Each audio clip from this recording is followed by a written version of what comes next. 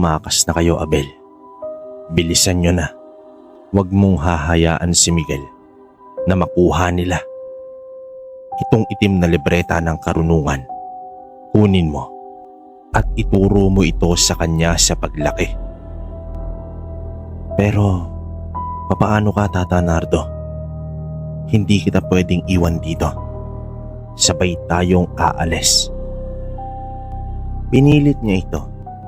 Ngunit sadyang buo na ang loob ng huling antingero na labanan ang mga aswang na lumusob sa kanilang bayan. Kailangan niya itong ubusin, kung hindi ay lulupigin ito ang buong bayan nila.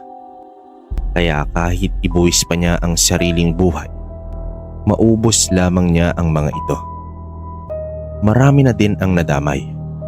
Kahit mga bata ay pinapatay ng mga ito. Kaya pinatakas niya itong si Abel at ang sanggol nila ng asawa niyang napatay na din ng mga Harimudon.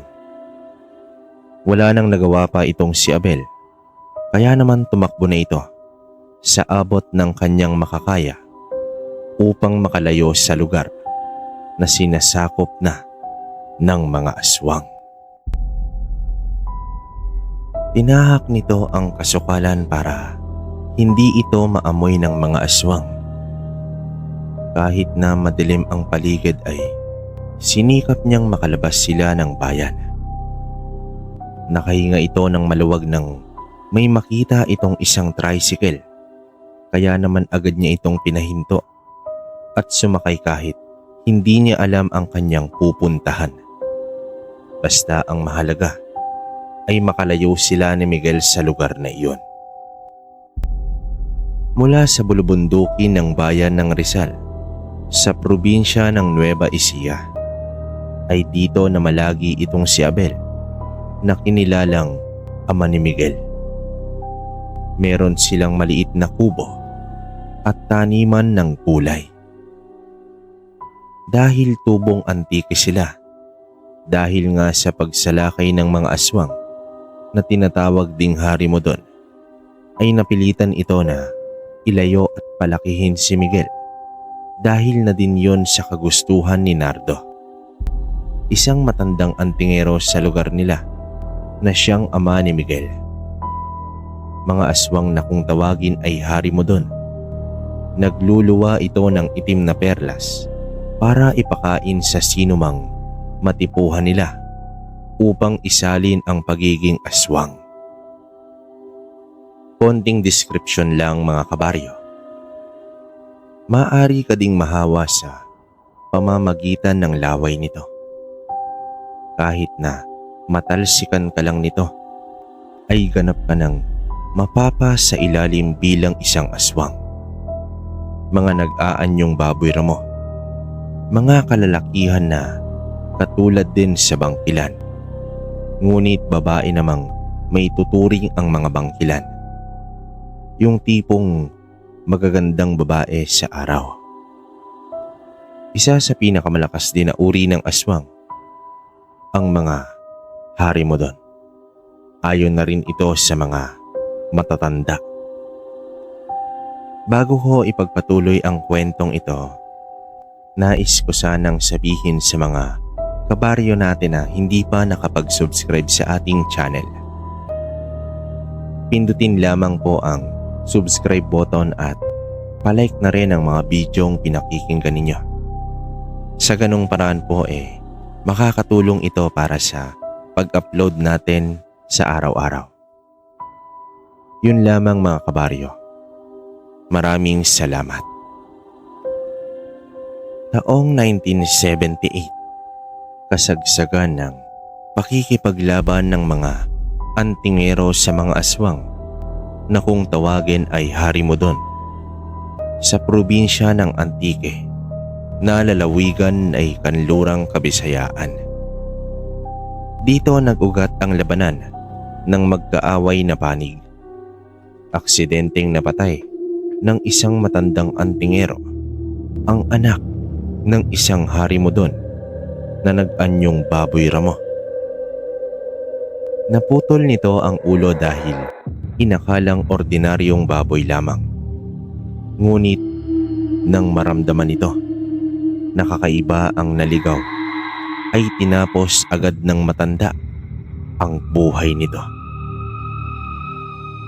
Sa di kalayuan pala ay may nakamasid at nakapagsumbong ito sa mataas na pinuno ng mga hari mo doon. Tay, halina po at handa na ang agahan para hindi na rin lumamig ang mainit na kape nyo. Wika dito ni Miguel. Nariyan na anak, sandali lang at lalagyan ko lang ito ng balag. Sambit dito ni Abel.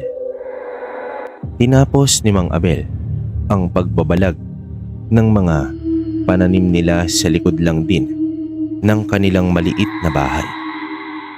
May 2 kwarto ito at kung susumahin ay pugon ang dingding. Maaliwalas naman ang pamumuhay nila dahil wala namang mga masasamang tao na naligaw sa lugar nila.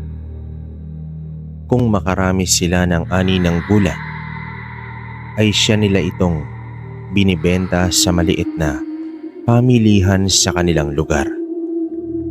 May pinagtuunan itong si Abel ng pansin, ang gulayan nila. Nakapasok naman kahit papaano ng eskwelahan itong si Miguel.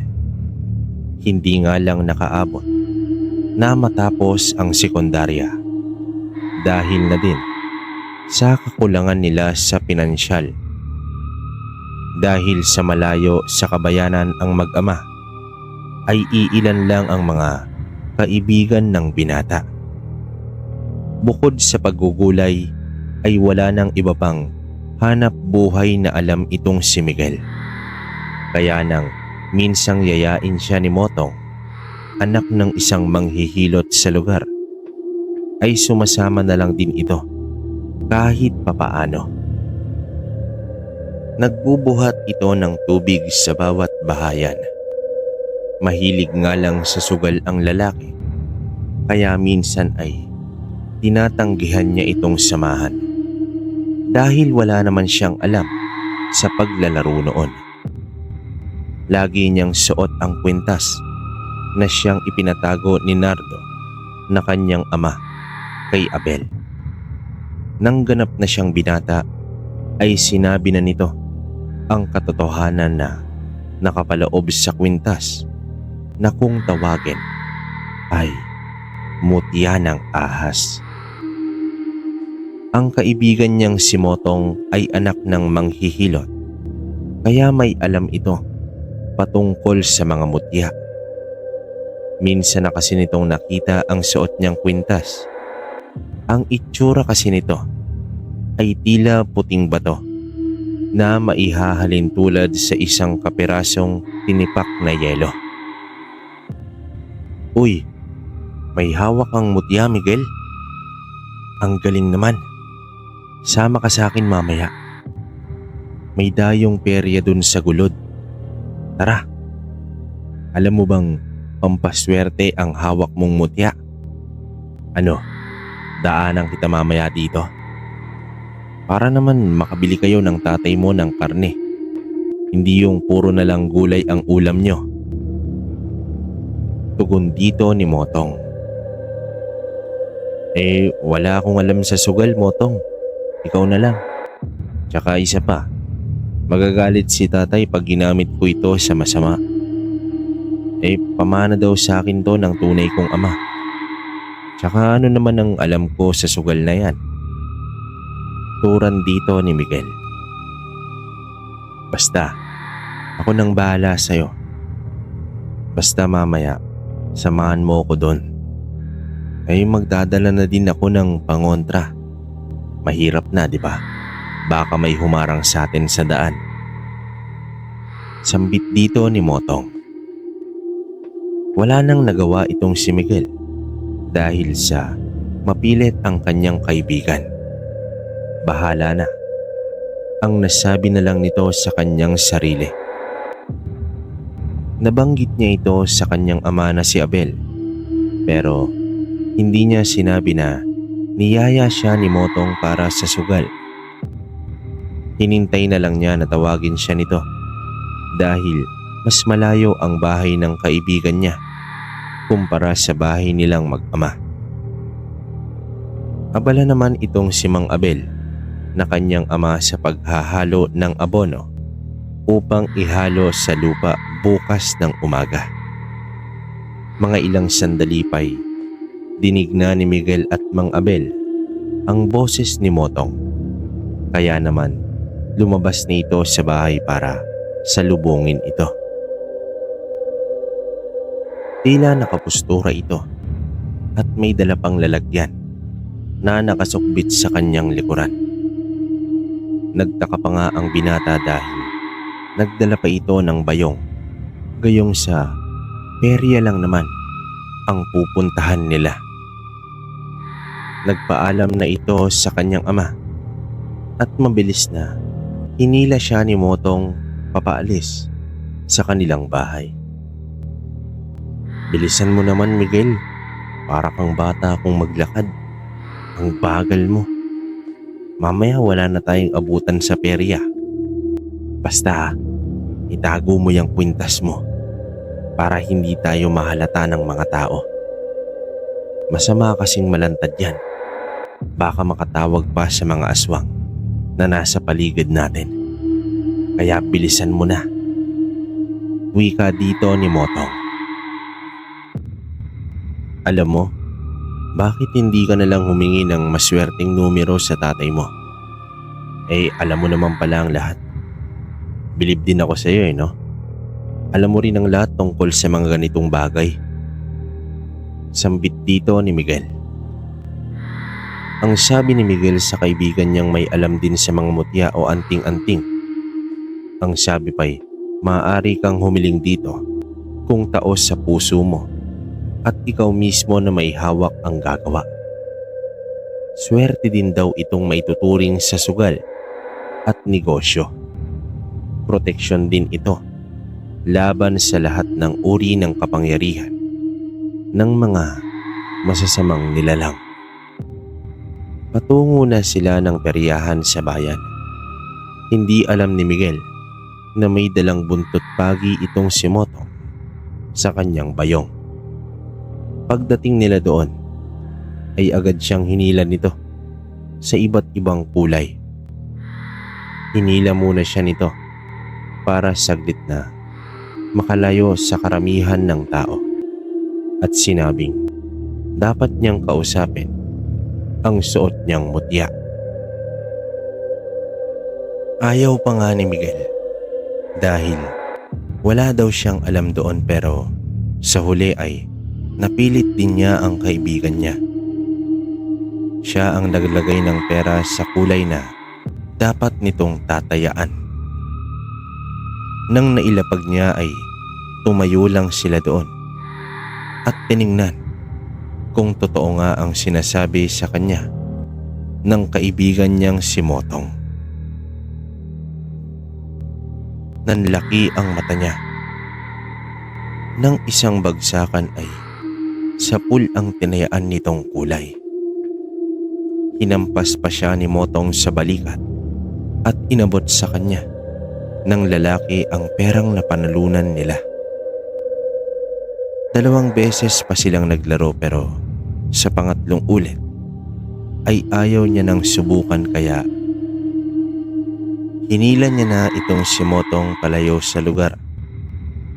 Sinabi niya na lang na walang kasama ang tatay Abel niya doon, kaya pinilit niya itong niyaya pa uwi. Tuwang-tuwa ang kaibigan niya habang ito ay hindi makapaniwala. Wala namang nabanggit kasi ang tatay ni Abel tungkol sa kakayahan ng kwintas na kanyang suot. Habang pauwi silang magkaibigan ay may naramdaman itong si Miguel na kakaiba sa kanyang sarili.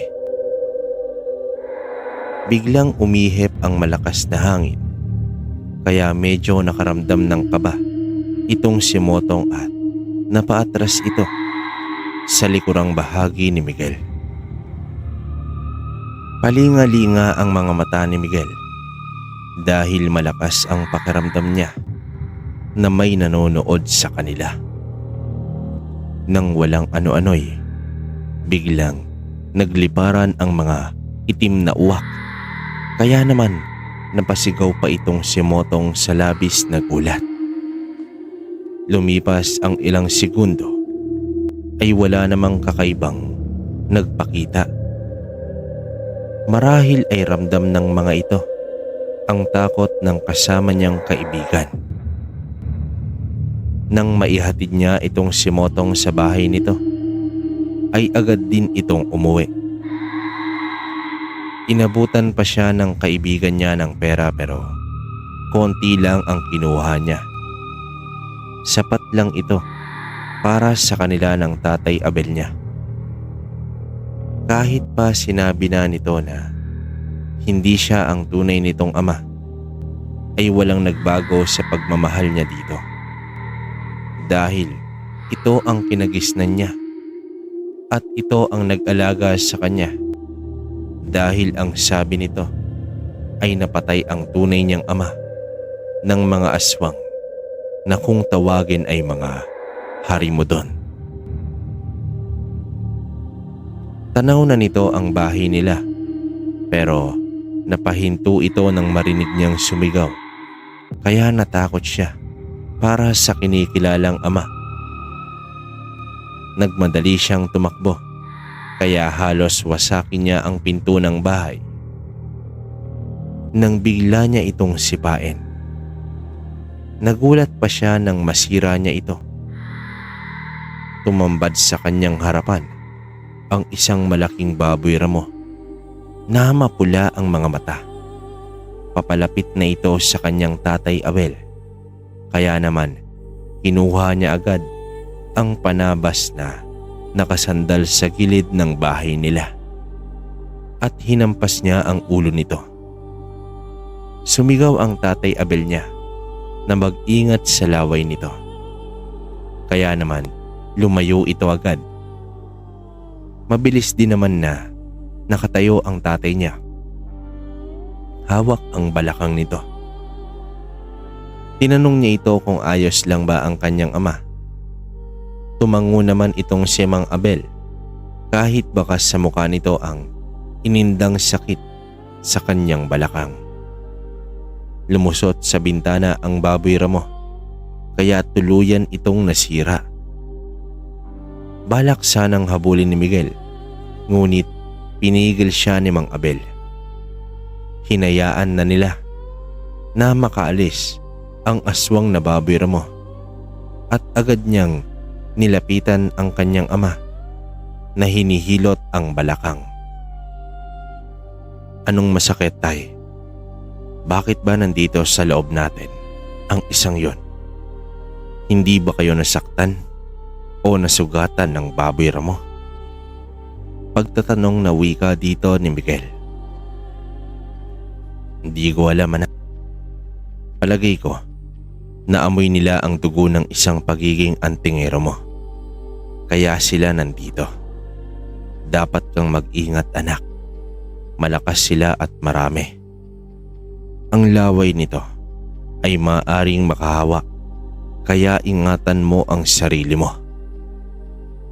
Sagot dito ng kanyang ama.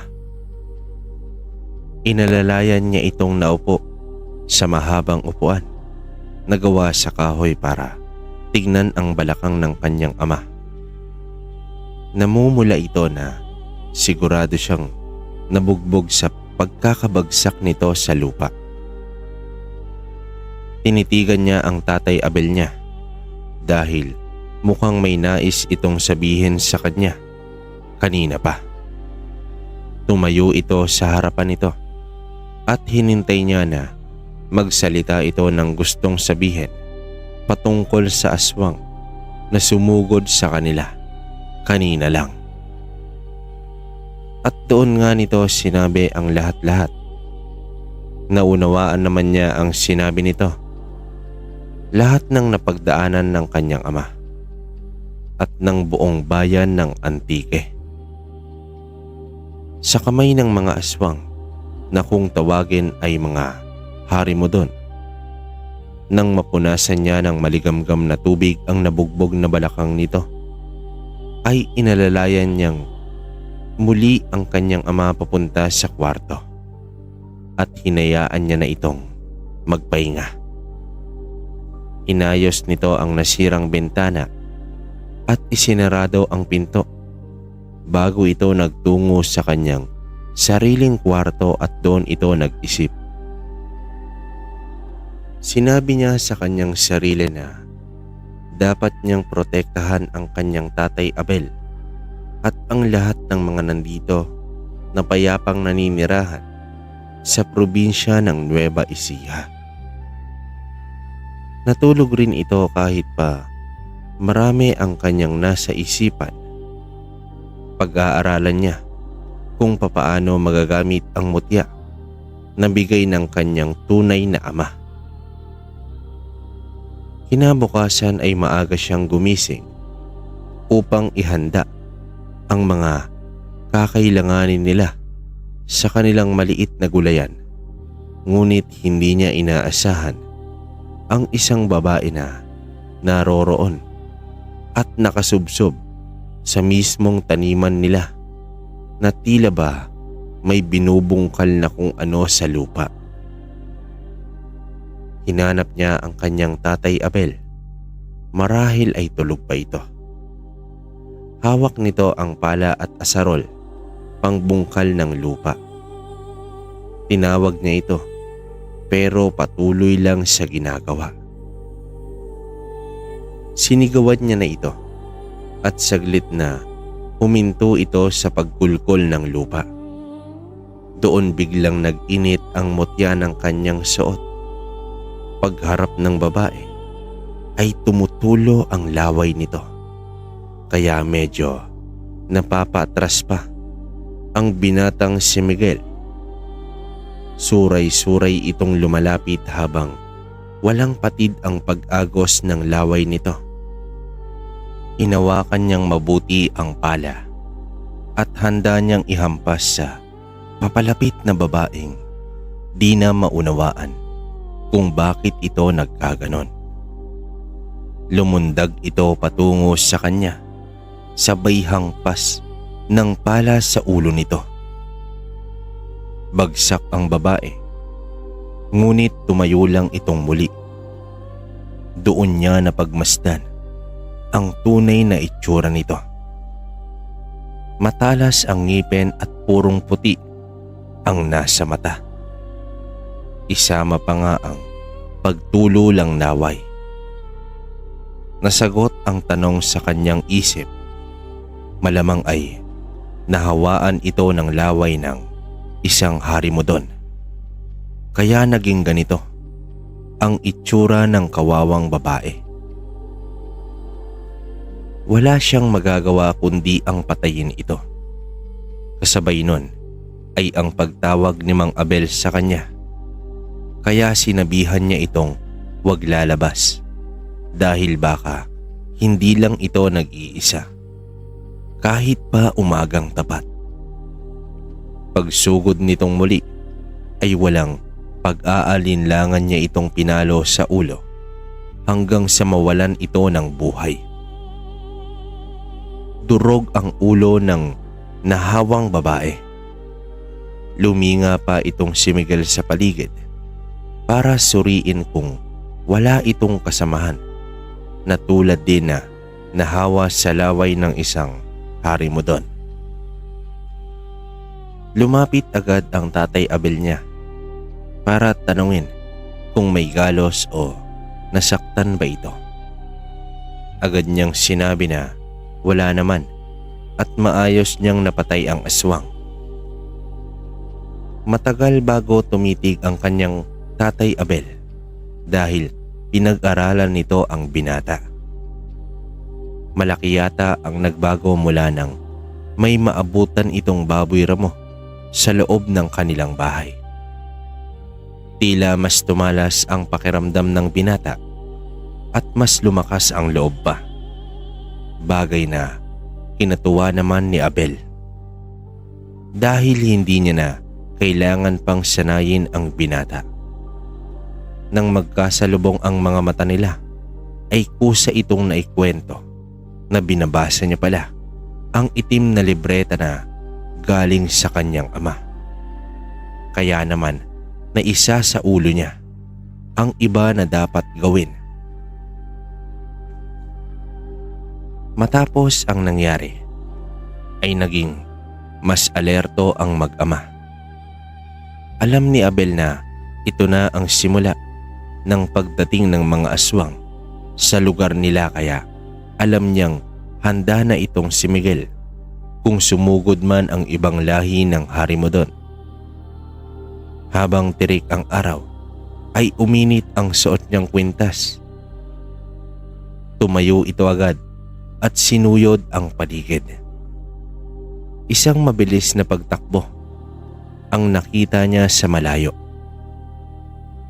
Kaya naman binitawan niya ang hawak na palakol at mabilis itong hinabol. Bago yon ay kinuha niya ang itak na bilin lagi ni Abel na siya niyang dadalhin. Dahil taglay ng mutya ang angking bilis, ay mabilis niyang naabutan ang nakita niyang isang payat na lalaki. Ngunit alam niyang hindi ito basta ordinaryong tao lang, dahil hindi iinit ang mutya kung isa lang itong tao at walang kakayahan na magpalit anyo. Huminto ito dahil alam din ng nilalang na hindi na rin siya makakalayo, dahil ramdam din ito ng hawak na mutya ng binata. Totoo nga na may natira pa sa angkan ng mga antingero na napatay na namin ilang taon na rin ang lumipas. Ang swerte mo dahil nakaligtas ka at lumaki kang taglay ang isang mutya na tanging mga mauhusay lang na antingero ang may hawak. Pero kahit na ang tatay mo ay walang kahirap-hirap na pinaslang ng aming pinuno, ikaw pa kaya na hamak na alak lang? Sambit dito ng aswang. Mapang-uyam na tura nito, kahit pa hindi naman niya tinatanong kung ano ang dahilan ng pagmamasid nito sa kanya. Tumayo ito ng maayos at tinitigan ang kabuuan nito. Isang payat at tila may angking bilis din kung susumahin niya ang pangangatawan nito. Isinuksok niya ang itak sa lagayan na nakakabit sa kanyang bewang at pinagmasdan niya kung aatake ba o magsasalita na lang. Nang bigla nga itong magpalit ng anyo bilang isang mabangis na baboy ramo na naglalaway at mapupula ang mga mata. Tama nga ang hinala niya. Isa rin ito sa mga nakasagupan niya kagabi sa loob ng bahay nila na bigla na lang umalis. Sumugod ito ng walang pag-aalinlangan. Kahit pa hindi siya kumikilos, naghintay siyang makalapit ito at isang mabilis na suntok ang ipinagkaloob niya dito. Tumilapon ang aswang at tumama sa puno ang katawan nito. Umangil ito ng kakaibang tunog. Kahit pa tanghaling tapat ay may mga kagaya pala nito na hindi takot sa araw.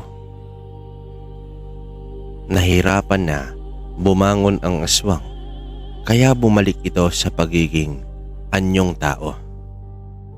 Galit ang nakita ni Miguel sa mga mata nito, kaya naman inihanda niya muli ang kanyang sarili sa paglusob nito, ngunit hindi nito ginawa. Bagkus ay natawa at nag-iwan lang ito ng isang babala. Babala na nagpakaba sa kanya Nababalik ito at hindi bilang isa kundi katumbas ng 11 upang talunin ang kagaya niyang may taglay na kakayahan sa mga mutya. At kapag kuwan ay mabilis itong umalis, kaya naman hindi na nahabol pa ng binata. Hindi ito natakot para sa kanila kundi sa Tatay Abel niya na may katandaan na. Bumalik siya sa bahay nila at sakto naman ang paglabas nito, kaya naman nilapitan niya ito at tuluyan itong niyakap. Nagtataka man ang matanda ay gumanti na rin ito para mapanatag siya. Natatawa pa nga itong lumayo sa kanya, kaya napakamot na lang siya ng ulo. Maya-maya pa'y dumating itong si Motong at niyaya na naman siyang magtungo ng perya. Pero tumanggi ito dahil inaalala niya ang sinabi ng lalaking Harimudon sa kanya. Nababalik ito at mas marami na sila, kaya kailangan niyang maganda para sa pagdating ng mga ito. Kung kailangan niya ng orasyon para sa proteksyon ng buong bahay nila, ay maghahanap siya ng pwedeng gumawa nito. At dito niya naalala ang tatay ni Motong. Kaya naman kinausap niya ito malayo sa Tatay Abel niya para hindi nito marinig ang itatanong sa kanyang kaibigan. Ngunit sabi nito ay may sakit ngayon ang tatay niya, kaya hindi ito tumatanggap ng kahit anong uri ng panggagamot o kahit ang pag-iinsenso sa bahay ay tinatanggihan daw nito. Kaya walang magagawa itong si Miguel kundi ang parating manatili sa bahay nila para makasiguro sa kaligtasan nilang mag-ama. Nagtaka na nga ang tatay niya dahil kahit saan ito magtungo ay palaging nakasunod siya dito, kaya hindi na rin ito natiis at tinanong siya kung ano ang dahilan at bakit lagi itong nakabuntot sa kanya. Hindi naman niya na inilihim ang nangyaring sagupaan nila ng isa sa mga aswang. Nakita niya sa mukha nito ang labis na pagkabahala. Pero ang sabi ng tatay niya ay kaya naman itong labanan ang mga gaya ng Harimudon.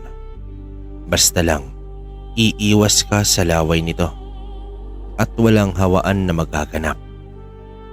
Maliban na lang kung patayin ka ng mga ito ay wala kang magagawa. Nagpunta muli itong si Motong sa bahay nila upang yayain siya sa isang perya, pero malapit lang din sa bahay nila. Dahil alam din ito kung bakit ayaw sumama ng binata sa kanya, dahil nga inaalala nito ang ama nito. Ang sabi ni Mang Abel ay ayos lang daw na maiwan siya kahit pa nagdadalawang isip ito. Ngunit sa huli ay napapayag din ni Motong ang kanyang kaibigan. Nagtataka na nga raw ang tatay nito kung bakit laging may uwi itong malaking halaga kada uuwi sa perya na kasama siya. Hindi naman nila ito binanggit kung kanino dahil tiyak na magagalit din ang Tatay Abel niya kung malaman na ginagamit niya ang mutya sa isang sugal. Habang nasa daan ay abot ang kaba ng dibdib ni Miguel dahil inaalala niya ang naiwang ama. Pero ang sabi niya kay Motong na sandali lang sila at huwag itong magpapaabot ng kalaliman ng gabi. Marami ang tao sa perya nang makarating sila Noong una ay ramdam ni Miguel ang kakaibang init sa kanyang kwintas. Ngunit di nagtagal ay nawala din ito. Nawili sila sa pagtaya, kaya nawala sa isipan niya ang Tatay Abel niya na walang kasama sa bahay. Hanggang sa maagaw na ng mga tao ang atensyon sa pwesto nila dahil sunod-sunod ang panalo nilang magkaibigan. Huli na nang maalala ni Miguel na masyado pala siyang natuwa sa kanyang paglalaro, kaya hinila niya agad ang kasama niya para makauwi na. Ayaw pa mang umuwi ni Motong, pero desidido na itong umuwi, kaya kahit palabag sa kalooban ng kaibigan ay pinilit niya ito. Panay pa nga ang reklamo nito habang nasa daan, kaya natatawa na lang siya pauwi. Sa di kalayuan ay hindi nila inaasahan ang haharang sa kanilang dinaraanan. 3 lalaki na tila iba ang pakay sa kanila. Nagtapang-tapangan pa nga itong si Motong na kunwari ay galit para paraanin sila, ngunit nagtawanan lang ang mga ito at hindi naman natinag sa kinatatayuan nila. Medyo nainis pa nga itong si Motong dahil nagtawanan ang mga ito. Kaya niyaya na lang ni Miguel para ipagpatuloy ang paglakad nila. Ngunit napahinto sila nang maglabas ito ng bakal na 1 yarda ang haba at ang isa naman ay may hawak na matabang kahoy. Tiningnan niya itong si Motong at napapaatras na ito sa takot. Pero siya ay hindi man lang kinakabahan at walang takot sa kanyang muka. Ang nasa isip niya ang kanyang ama na mag-isa lang sa bahay nila. Nakiusap ito na kung pwede ay paraanin na lang sila, pero parang wala itong mga naririnig. Lumapit ang isa at pinalo ang braso niya, ngunit mabilis na nakailag ang binatang si Miguel na ipinagtaka naman ng mga ito. Umatras na itong si Motong para alalayan ito, para maghanap din ng pwedeng ipanlaban sa 3 lalaki. Nagulat itong si Motong nang tumilapon ang isa malapit sa kinatatayuan niya. Natulala pa nga siya nung una, pero nakabawi din agad dahil nakakita siya ng isang kawayan na nasa daan. Kinuha niya ito at ipinukpok sa lalaking susugod sana sa kanya. Nabaling ang tingin sa isang lalaki patungo kay Miguel habang iniilagan nito ang pag-atake ng isa pa. May hawak itong patalim, kaya tinakbo ni Motong ang kinaroroonan ni Miguel at mabilis niyang pinalo ang braso nito. Kaya naman nabitawan ng lalaki ang hawak nitong patalim.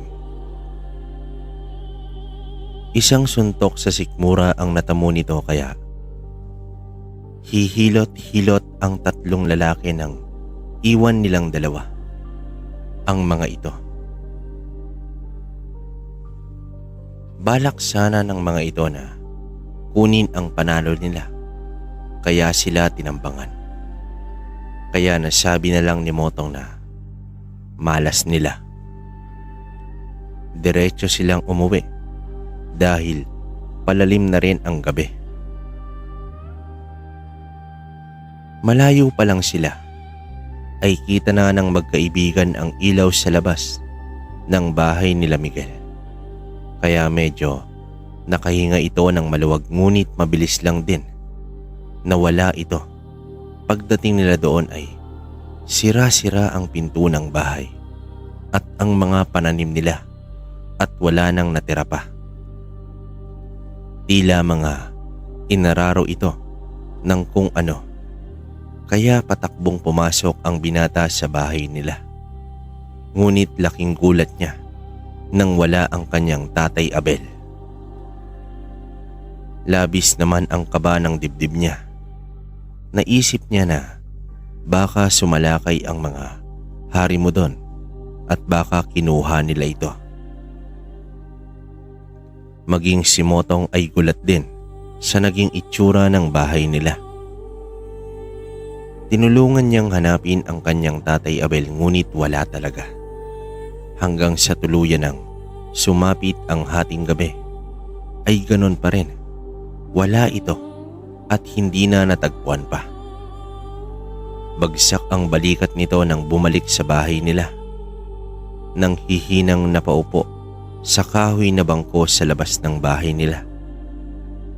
Naroroon pa rin itong si Motong at hindi siya iniwan. Maging ito ay nalulungkot dahil sa nangyari. Miguel, kasalanan ko yata. Pasensya ka na. Dapat pala, hindi na kita niyaya para maglaro. Baka bukas ay umuwi rin si Mang Abel. Huwag kang mag-alala. Tutulungan kita at magsasabi ako sa lahat na hanapin ang tatay mo. Wika dito ni Motong. Walang kibo si Miguel. Hindi niya alam kung saan hahanapin ang kanyang ama. Kung sana hindi na lang siya sumama kay Motong, ay hindi ito nangyari. Kaya naman, pinauwi na lang niya ito para hindi na rin madamay kung totoo nga ang hinala niya. Tahimik ito hanggang sa makapasok sa loob ng bahay nila. Sumalubong ang katahimikan sa tenga niya. Kinabukasan ay hinintay niya pa rin ang kanyang ama. Inayos niya ang mga pananim na nahukay at naglabasan. Ang mga napakinabangan ay kinuha nito at pinamigay sa bayan at sa mga kalapit bahay nila. Kahit sila Motong ay binigyan din nito ni Miguel. Maaga rin itong nagtungo sa bahay niya para daw samahan siyang maghanap sa tatay nito. Ngunit lumipas pa ang 3 araw ay hindi na ito bumalik pa. Kaya naman tinanggap niya na sa kanyang sarili kung anuman ang nangyari sa tatay Abel niya.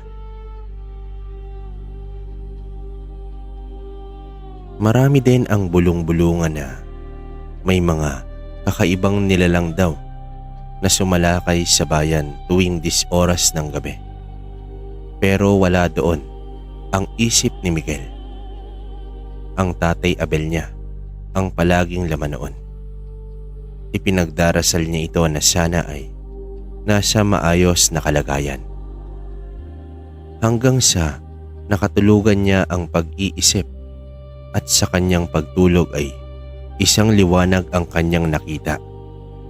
Ang tatay Abel niya na nakangiti kaya nawala ang kirot sa puso nito. Nagising siya dahil may sigawan at ingay siyang narinig sa paligid. Nasabi pa niya sa kanyang sarili na ang panaginip ay kabaliktaran sa katotohanan. Mabilis itong bumaba ng katre dahil dinig niya ang boses ni Motong. Kaya wala na siyang sinayang na oras. Kinuha niya ang buntot pagi at ang itak ng kanyang ama. Binuksan niya ang pinto kaya sumalubong agad itong si Motong na abot habol sa hininga. Nakahawak pa ito sa dibdib dahil sa layo marahil ng tinakbo nito. Makarating lang lamang sa bahay nila. Hinintay muna niyang makakuha ito ng hangin at pinakinggan ang mga sinabi. Marami daw baboy ramo sa bayan at isa-isang nanunugis ng mga tao. Mabuti raw at wala ang tatay niya doon dahil umuwi daw ito sa baryo nila. Ang sabi pa ni Motong ay tila iba na ang itsura ng mga taong nakakagat ng mga baboy ramo. Nagiging agresibo daw at naglalabasan ang laway na animoy na uulol na aso. Ingat ka sa laway nila. Maaari lang maging kagaya ng mga aswang na yon. Oras na matalsikan ka ng laway nila. Tara na. Tugon dito ni Miguel. Tumakbo sila patungo sa bayan. At doon nga nakita ni Miguel ang isang damakmak na mga baboy ramo. Ikot ng ikot ito sa paligid. Marami na din ang mga katulad nila. Mapababae at lalaki man ay ganoon na din. Pero hindi na ito makakapagpalit ng anyo dahil laway lang naman ang nakuha nila, hindi ang itim na perlas. Sumigaw lang ang kaibigan niya, kaya napabalik siya sa realidad. Patungo na kasi sa kanya ang isa, kaya hinugot niya ang buntot pagi at inilatay sa paparating na baboy ramo. Gumuhit ang tila baga sa katawan nito at napahiyaw ang baboy ramo. Siguradong nasaktan ito dahil ito ang pangunahing panlaban sa mga katulad nilang uri ng aswang. Halos sunod-sunod ang naging pag-atake ng ilan sa kanila ni Motong. Mabuti at may dala din na panlaban ang kaibigan niya. Dahil sa albularyo nga ang tatay nito, ay marami din itong alam sa mga ganong klaseng aswang at mga pangontra. Mabilis na umikot si Miguel sa pwesto ng isang malaking baboy ramo at walang pasubaling sinaksak niya ito sa batok, dahilan ng mabilis nitong pagbagsak sa lupa. Natulala naman itong si Motong sa pinamalas ng kaibigan niya sa mabilis na pagkilos, kaya sandali itong hindi nakakilos. Pero nang makabawi ay sumugod na din siya para tulungan ang binata.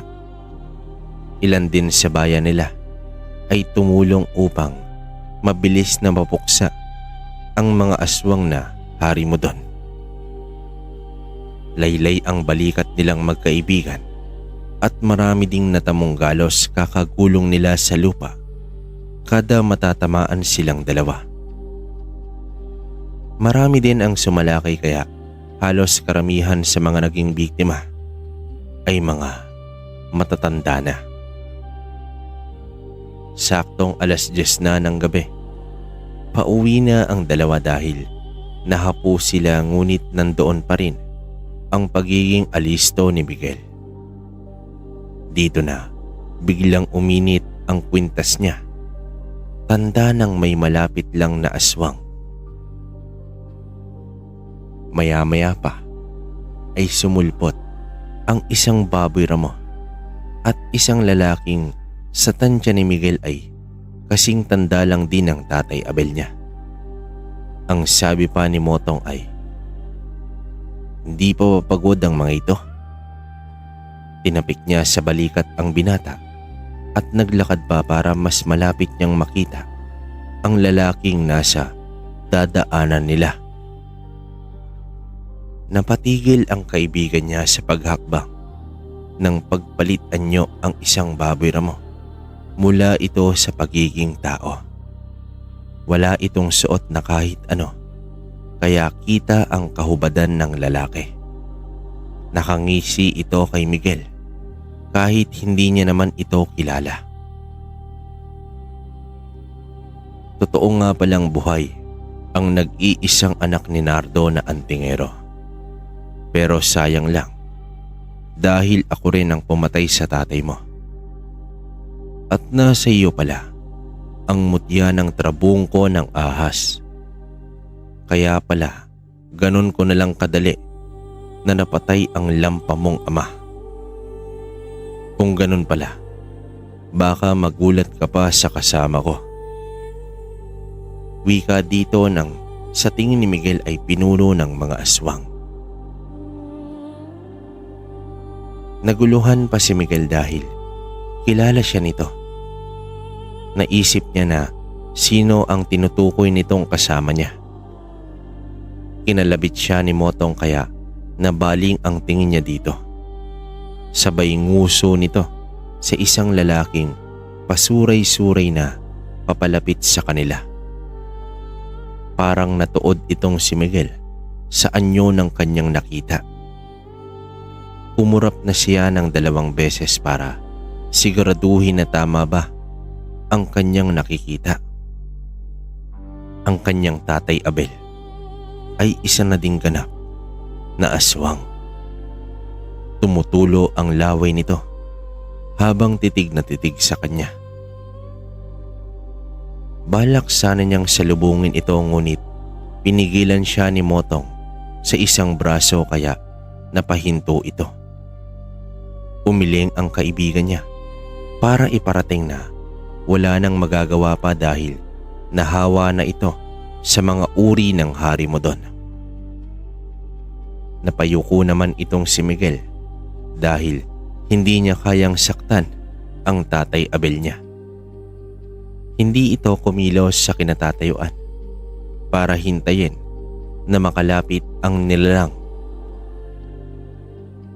Tingnan nga natin kung paano mo papatayin ang iyong kinikilalang ama, binata.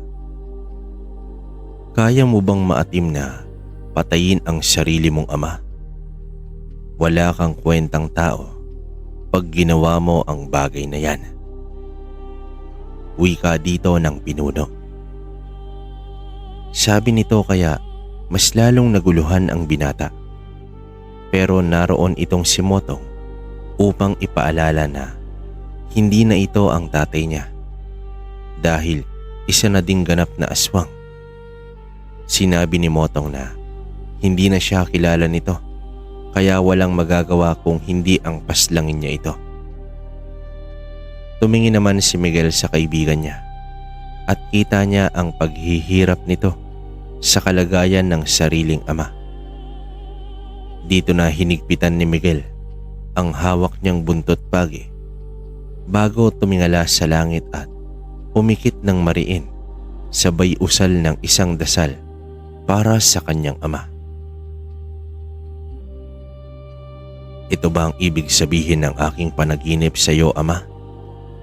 Bakit ang tatay ko pa? Patawarin mo ko. Pero kailangan kong kunin ang buhay niya. Para na rin ito sa ikakatahimik niya. Ikaw na ang bahala sa akin, ama. Wika dito ni Miguel. Isang butil ng luha ang pumatak mula sa mata ng binata kaya naawa itong si Motong. Kung hindi niya pinilit, ang kaibigan ay hindi ito mangyayari sa tatay niya. Tinapik ni Miguel ang balikat niya dahil nahulaan nito ang kanyang iniisip tsaka tumango ito para bigyan ng simpatya itong si Motong. Tinitigan muna niyang mabuti ang mukha ng kanyang ama at sabay noon ng paghampas niya ng buntot pagi dahil naging agresibo na din ito bigla. Nakailag si Miguel sa pag-atake nito pero ang tatay niya ay nasapul niya sa braso kaya nagkaroon ito ng hiwa na dahilan ng pamimilipit nito. Nakatayo lang si Motong at naghihintay ng senyales ni Miguel kung hindi na nito kaya. Ganon din ang pinuno na tinatawag ng kalahati niyang aswang. Pinapanood kung papaano niya kitilin ang buhay ng sarili niyang ama. Mabigat man sa kalooban ni Miguel, ngunit ito rin ang tiyak ang sasabihin ng tatay Abel niya. Kung sakaling nasa matino itong pag-iisip, mas pipiliin ito ang kaligtasan ni Miguel bago ang kanya. Iyon ang turo nito nung kasama pa niya. Muli ay sumugod ito pero nakailag muli ang binata. Sapul itong muli sa likod kaya lumatay ang mahabang guhit. Napaliyad ito sa sakit kaya tila ba hindi na natutuwa ang nanonood na aswang. Binalak sana nitong magpalit anyo pero hinagisan lang ito ni Motong ng kalamansi na may kasamang asin kaya tila napaso ito kaya umalis na lang nang walang pasabi. Habang sinusugatan ni Miguel ang aswang na kaharap niya ay doble ang sakit sa kanyang puso. Hindi niya yata kayang patayin ito pero gagawin niya ang tama at kung ano ang ikakasaya ng Tatay Abel niya. Isang huling pagsugod ay hindi na pinatagal ng binata ang paghihirap nito. Kinuha niya ang itak sa bewang at isinaksak sa mismong dibdib nito. Kaya naman nagluwa ito ng maraming dugo sa bibig. Hindi niya alam kung namalikmata lang ba siya dahil isang tipid ng ngiti ang nakita niyang sumilay sa labi nito. Sinalo niya ang ulo ng matanda at ipinatong sa dalawa niyang binti. Dilat ang mga mata ni Abel dahil sa saksak na natamo nito sa kanyang dibdib. Inaabot pilit ang mukha ni Miguel kaya naman hindi na napigil ang luha ng binata. Salamat anak. Masaya akong aalis dahil kaya mo nang lumaban. Habol na wika dito ni Abel. Nagluwa itong muli ng dugo sa kanyang pagsasalita.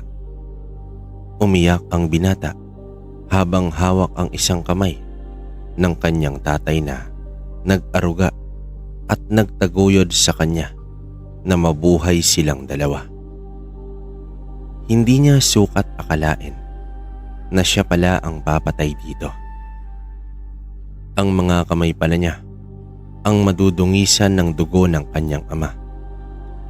Isang salita na tuluyang nagpahinto sa mundo ni Miguel. Sumigaw na lang siya para ilabas ang sakit na kanyang nadarama. Nailigtas nga niya ang iba pero ang ama niya ay siya ang kumitil dito. Mahal kita anak. Huling wika dito ni Abel. Tuluyan na itong pumikit kaya wala nang nagawa pa itong si Miguel kundi ang tumangis sa ilalim ng buwan. Hinagod ni Motong ang likod niya dahil sa awa niya para dito. Maging siya ay nalungkot dahil naging isa pala itong aswang. Itay, nailigtas ko nga ang iba. Pero ba't ang sarili kong ama ay hindi? Anong silbi ng mutya na to? Walang kwenta. Hindi niya ako natulungan. Nailigtas ang buhay ng kaisa-isang taong nag-alaga sa akin. Wika dito ni Miguel. Napaiyak na rin itong si Motong sa sakit ng pagdadalamhati ng nag-iisa niyang kaibigan. Yakap-yakap ni Miguel ang wala ng buhay niyang ama. Umiiyak ito dahil sa panghihinayang, pagsisisi na sana ay hindi na lang niya ito iniwan mag-isa. Dakot niya ang mga kamao at ipinangakong tutugisin niya ang lahat ng aswang kahit anong uri pa ito. Basta isang aswang ay wala siyang palalampasin. Inusal niya sa kanyang sarili sa harap ng walang buhay niyang ama. Binuhat niya ito at inilapag ng maayos para ihukay ng gagawing libingan. Ginawa din niya ito ng kabaong nayari sa kahoy. Masakit sa kalooban niya, pero ang tangi na lang niyang magagawa ay tanggapin at gawin ang kanyang tungkulin. Tugisin ang lahat ng aswang. Nang matapos ang hinuhukay niya ay sinimulan na din niya ang paghihigaan nito. Hindi siya iniwan ni Motong. Tinulungan siya nitong mailagay ng maayos ang katawan ni Mang Abel sa kabaong na kahoy.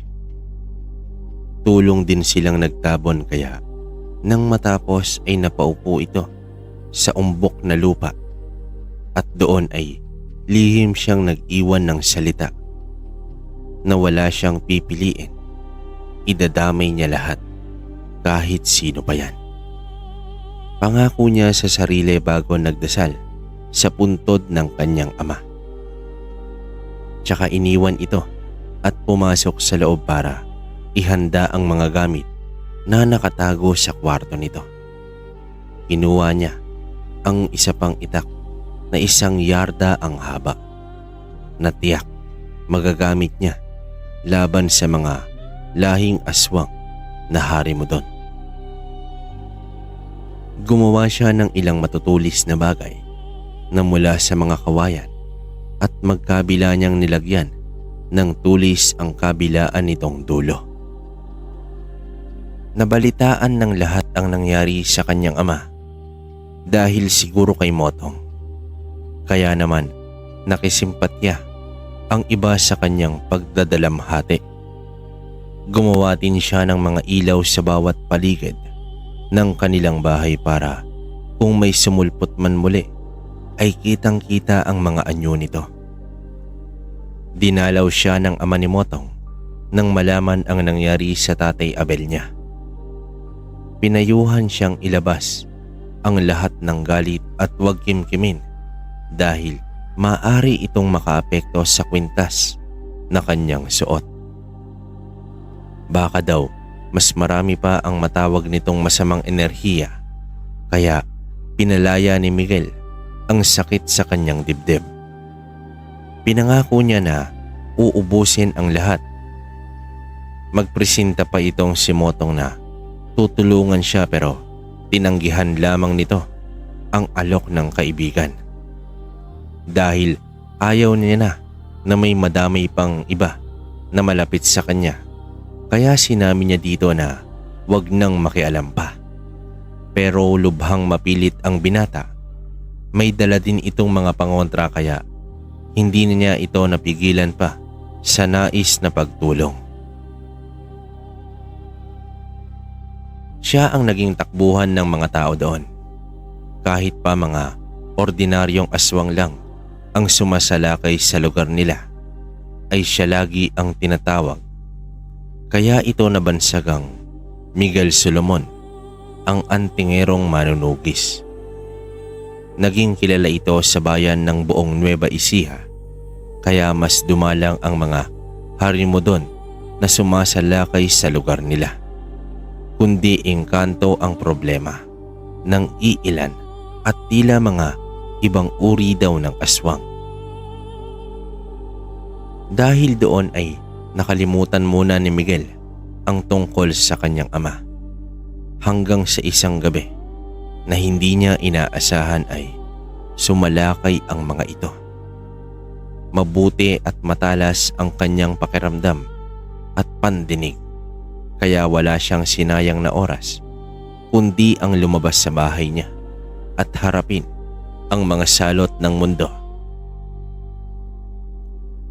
Paglabas niya ay isang malaking baboy ramumuli ang bumulaga sa isang gilid ng kanyang bahay.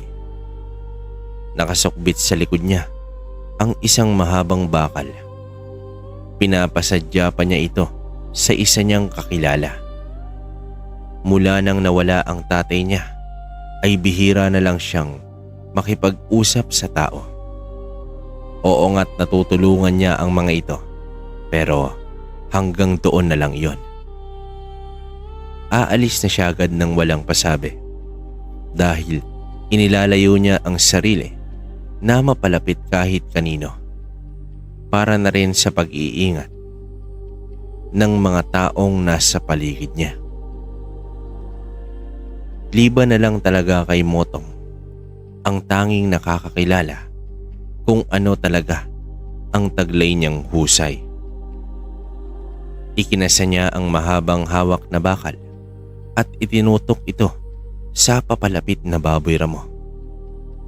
Sapul ito sa kanyang isang mata, kaya nagpupumiglas ito na ibig sabihin ay nasaktan ito.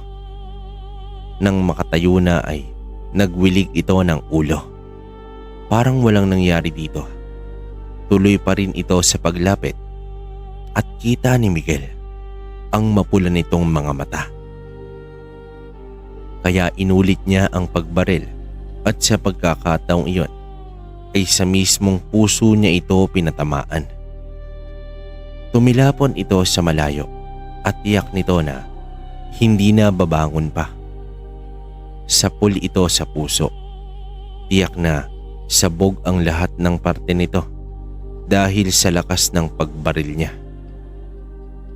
Malakas ang naging ihip ng hangin, kaya lumabas pa siya ng bahay.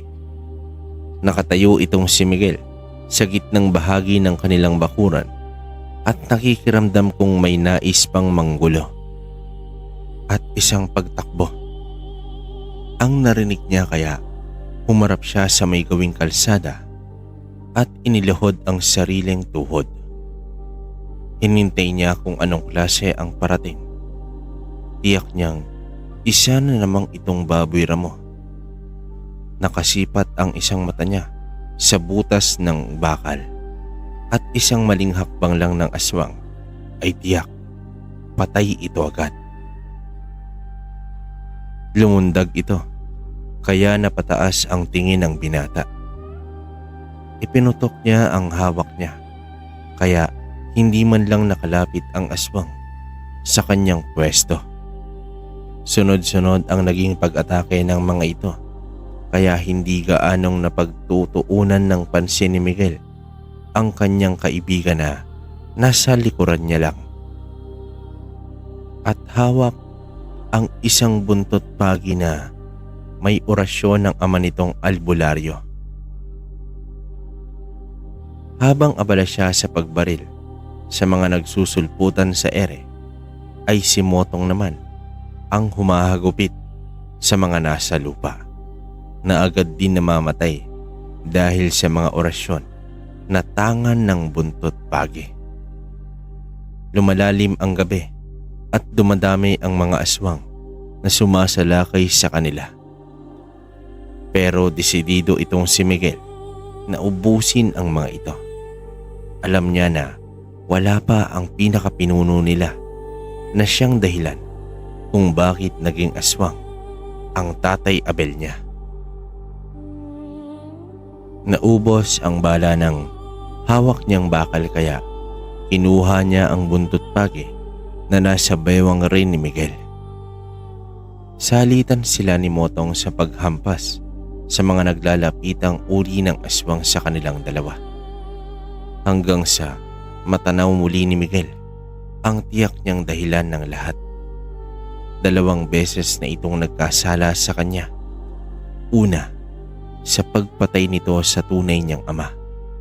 At ang pangalawa ay ang panghahawa nito sa Tatay Abel niyang upang maging isang aswang na gaya nila. Nag-init ang ulo niya sa isipang makakaharap niya ang pinunot dulo ng lahat. Iniwan niya itong si Motong dahil alam niyang kaya rin itong makipagsabayan sa mga aswang dahil na rin sa turo ng kanyang sariling ama. Tinawag pa nga nito ang pangalan niya, pero hindi na niya ito nilingon pa. Para siyang isang makapangyarihang nilalang habang papalapit siya sa pinuno ng mga hari mo doon. Bawat magtangkang lumapit at sakmalin siya ay mabilis niyang nilalatigo, kaya diretso putol ang mga ulo nito. Nakapangisi naman ang pinuno ng mga aswang sa nakikitang galit sa mga mata ni Miguel. Narinig pa niyang sumigaw itong si Motong na mag-ingat siya. Pero diretso pa rin siya sa paglakad patungo sa isang hinihinalang aswang. Tumayo siya sa harapan nito at isang ngisi na hindi niya nagustuhan, kaya mabilis niyang hinampas ito ng buntot pagi. Kaya hindi nito napaghandaan. Tinamaan ito sa braso dahil sa pag-iwas niya. Kita ang gulat sa mukha nito, kaya siya naman ang napangisi dito. Nagdulot ng mahabang sugat sa braso nito ang naging sanhi ng pagkakahampas niya. Ang yabang mo naman yata ngayon, bata. Nakaisa ka lang, pero hindi na mauulit yan. Wika dito ng pinuno. Ikaw ang mayabang baboy. Uubusin ko kayo at puputulin ko ang ulo mo. Kaya huwag ka nang magsalita pa. Wika dito ni Miguel. Nagalit ang Harimudon sa tinuran ni Miguel, kaya natawa ito sa naging reaksyon ng mukha ng huli. Mabilis itong nagpalit ng anyo mula sa pagiging tao patungo sa isang malaking baboy ramo na kulay itim. Namumula ang mga mata nito na tila ba nanlilisik. Lumayo pa si Miguel para magkaroon siya ng espasyo para sa pagsugod na gagawin niya dito. Nag-iikutan silang dalawa at tila sa kanila na lang umiikot ang mundo. Walang ibig magbitaw ng tingin sa kanilang dalawa. Sumugod ang pinuno ng Harimudon sa kanya, kaya hinampas niya ito ng isang matinding hagupit. Bilib siya sa bilis nitong umilag, kaya mas lalo siyang nanggigil na patayin ito ng unti-unti. Nagkakagulo na ang buong paligid dahil sa mga Harimudon na sumasalakay sa kanilang lugar. Puro pag-iyak ang maririnig mo at sigawan dahil sa takot ng mga taong baka isa sa kanila ang mamatay o maging kagaya ng mga ito. Wala namang humpay si Motong sa paglaban sa mga naglalapitan sa kanya. Kahit nahirap ay ipinagpatuloy niya ang laban para sa mga tao at tulong niya na rin sa kaibigang si Miguel. Kita niya mula sa malayo kung papaano ito makipaglaban sa pinuno ng Harimudon. Kita niya ang bigat ng hagupit nito ng buntot pagi sa kaharap na aswang. Naniniwala siyang matatapos nila ito basta lumaban lang. Ilag ng ilag ang katunggali ni Miguel. Kahit pa nahahapyawan ito ng hawak ni Miguel. Marami ng sugat ito dahil sa bilis din na taglay ni Miguel. Hindi niya hahayaan na tumakas pa itong muli. Siya ang tatapos sa nasimulan ng kanyang ama na si Nardo, na ito rin ang pumatay, kaya gagawin niya ang lahat para mapanagot ito. Namali ng bagsak sa lupa itong si Miguel, kaya bahagya siyang napahiga, bagay na nagkakaroon ng pagkakataon ang pinuno upang sugurin siya nito. Napalayo ang buntot pagi kay Miguel, kaya dinamba siya nito. Galit na galit ang itim na baboy ramo at gustong gusto siyang suwagin ito. Alam ni Miguel ang pakay nito. Balak nito na ibigay sa kanya ang itim na perlas upang maging kaisa ng mga Harimudon. Naubos ang kalaban ni Motong at una niyang hinanap ang binatang kaibigan niya. Kita niya kung papaano pinigilan ni Miguel ang baboy ramo na itim upang hindi ito masugatan o masaksak ng taglay nitong sungay. Kaya hindi pa malayo siya dito niya ay ginawa niya ang lahat para maabutan ito. Hawak niya ang punyal Tsaka tinawag ang pangalan ni Miguel. Sinipa ni Miguel sa tiyan ang baboy ramo, kaya naman nakabangon siya at nakalayo ng bahagya. Bumaling siya sa harap at kita niyang mabilis na tumakbo itong si Motong habang hawak ang punyal na gawa sa isang tanso. Tinawag nito ang pangalan niya at todo lakas na hinagis ang kinaroroonan niya, ang punyal. Sablay noon ang pag-atake. Muli nang pinuno dito. Nilundag niya ang hinagis nitong punyal at saktong nasalo niya ang puluhan nito. Pagtingin niya sa kalaban ay nasa ere din ito. Kaya naman sinaksak niya ito sa noo at ibinaon ng todo. Bagsak ang baboy ramo sa lupa na nangingisay. Agad na pinulot muli ni Miguel ang buntot pagi at isa pang hagupit sa katawan nito na nagsanhi ng katapusan ng buhay ng pinuno ng mga hari mo doon. Hingal siya habang pinagmamasdan ang unti-unting naubos na katawan nito. Hanggang sa anyong tao ito, ngunit wala na ding buhay. Tinangay ng malakas na hangin ang abo nito na nasunog dahil nagliyab ito sa hampas niya ng buntot pagi. Tinapik siya ni Motong sa balikat, kaya hindi niya ito masyadong napansin. Tinugunan niya ito at sabay silang napasalampak dala ng pagod. Ang sabi ng ilan, kahit gaano man kalakas ang isang tao ay lalabas pa rin ang kahinaan nito. Maging mapagmasid tayo sa ating paligid. Huwag magtiwala sa mga nakakasalamuha natin. Kung ano ang meron ay matuto tayong makontento ng hindi mawalan ng mahal sa buhay. Patuloy na naging manunugis ang binata sa kabila ng pagiging tahimik sa buhay nito. Hindi pa rin niya nakakalimutan ang mga naituro ng kanyang mga yumaong ama. Natahimik na rin ang tatay niya dahil natalo niya ang aswang na may dulot ng kaguluhan sa buhay nila. Lagi pa rin si Motong na nagpupunta sa bahay nila. Minsan ay sumasama pa rin siya sa perya upang kahit papaano ay malibang siya sa kanyang pag-iisa sa buhay.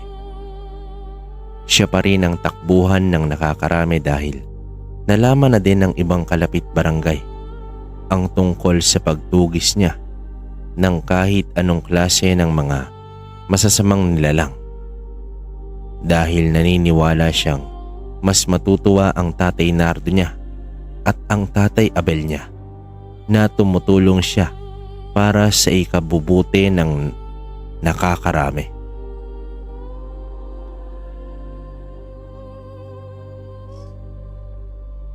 Hindi niya nakakalimutan na magpasalamat sa Diyos kahit pa madalang siyang tumawag dito. Dahil naniniwala ang binata na kahit nasaan ka pang lugar, pag tumawag ka sa kanya ng panalangin ay makikinig siya at pakikinggan ka niya. Basta mabuti at malinis ang harangin mo bilang isang mabuting tao. Pinili niyang manatili sa bahay nila kung saan sila nagsimula ng kanyang ama na si Mang Abel. Ganun pa rin ang hanap buhay niya, ang paggugulay. Kung marami ang sobra ay pinamimigay niya ito imbis na ibenta pa. Mas nakakatulong pa siya sa ibang walang kakayahang bumili ng pagkain sa araw-araw. Hanggang sa unti-unti muli siyang mabuo sa tulong na din ng nag-iisa niyang kaibigan, si Motong, at ang tatay nito na ang turing na din sa kanya ay isang anak.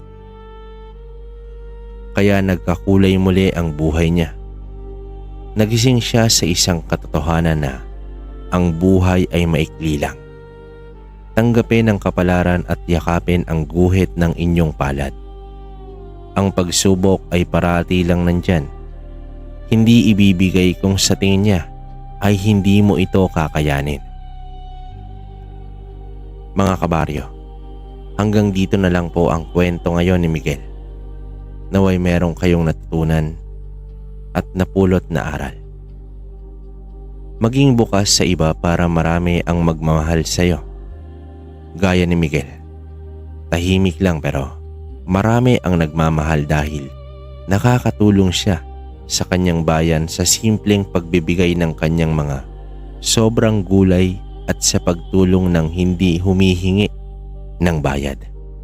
Mas pagpapalain ka kung bukal sa loob mo ang pagtulong. Hindi isusumbat pagdating ng araw. Kaya kilala siya sa buong Nueva Ecija bilang si Miguel Solomon. Kahit sino pa ang maghanap dito ay agad siyang nakikita dahil sa kabutihan niyang pagtulong para sa iba.